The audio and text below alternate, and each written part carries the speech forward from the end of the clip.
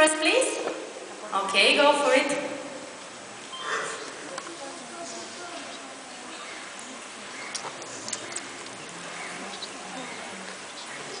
Well done, Асимо. Нека да го аплодираме. И мисля, че инженерите на Хонда са се справили успешно с това предизвикателство. Сега е момента да си спомните видеото, което видяхме в началото и да разберете колко усилия е коствало на учените и инженерите на Хонда да направят толкова добре балансиран робот, който да запазва равновесие. Сега ще помоля Асимо да ни покаже как се слиза по стълб. Are you ready, Асимо? Не, Асимо ми отговаря отрицателно, но това не е защото той се чувства замаян от качването по стълби, а защото му трябва малко време да изчисли точната си позиция, за да бъде сигурен, че ще слезе безопасно по стълбите. Точно това той прави в момента.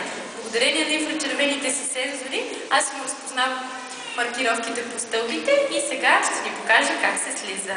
Are you ready now, Асимо? Okay, go for it.